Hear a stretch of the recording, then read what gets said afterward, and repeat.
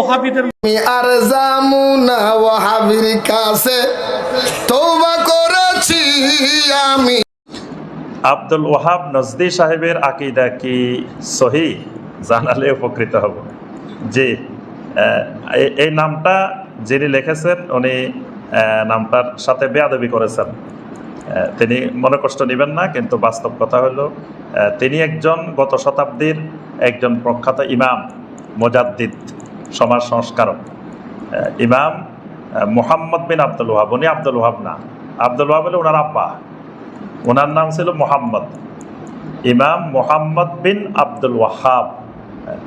তো আমাদের দেশে দেখবেন যে ওয়াহাবি ওয়াহাবি বলে গালি দেয় না? আচ্ছা, তো ওয়াহাবি হলো যদি আব্দুল ওয়াহাবকে গালি দেয় তো তাহলে ওনার আব্বারে গালি দেয়, ওনারা কিন্তু কেউ গালি দেয় না। আলহামদুলিল্লাহ, আল্লাহ দেখেন কিভাবে একজন মুজাদ্দিদকে আল্লাহ রক্ষা করে। ইমাম মোহাম্মদকে কেউ গালি দেয় না, উনি হলেন ইমাম মোহাম্মদ। মোহাম্মদকে কেউ গালি দেয় না, গালি দেয় কাকে? ওনার আব্বাকে। তো ওনার আব্বাকে গালি দিলে কোনো অসুবিধা নাই, কারণ ওনার আব্বা আর আমরা একই, আকীদা একই ছিল। কথা বুঝে আসছে? মানে যারা গালি দেয় এদের আকীদা আর ওনার আব্বার আকীদা একই রকম ছিল। আমার কথা বুঝে নাই মানে? ওনার আব্বা তো সহি আকীদা ছিল না। আব্দুল ওয়াহাব যিনি, উনি সহি আকীদা ছিল না। ইমাম মুহাম্মদ যিনি, উনি সহি আকীদা। তো ওনার আব্বারে গালি দিলে ওই হেরা আর এরা সমান, একই কথা। ইমাম মুহাম্মদ রাহিমাহুল্লাহ তিনি ছিলেন সংস্কারক, বড় মুজাদ্দিদ।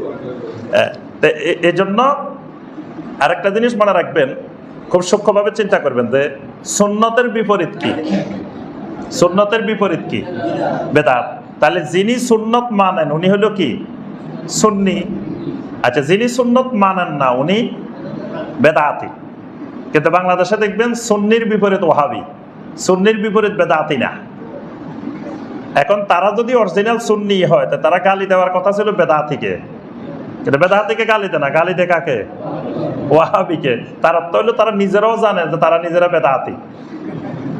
গালিটা যদি বেদাতিকে দেয় তার উপরে পড়বে, এই জন্য গালি দেয় না।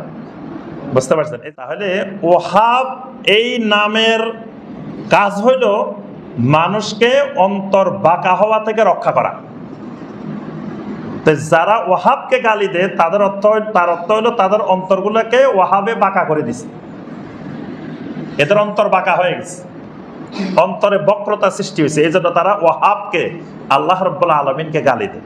তো ভাই যেটা বলছেন যে আব্দুল ওয়াহাব উনি সহি আকীদা ছিলেন না, কিন্তু ইমাম মুহাম্মদ ওনার ছেলে যিনি মুহাম্মদ বিন আব্দুল ওয়াহাব উনি সহি আকীদা ছিলেন।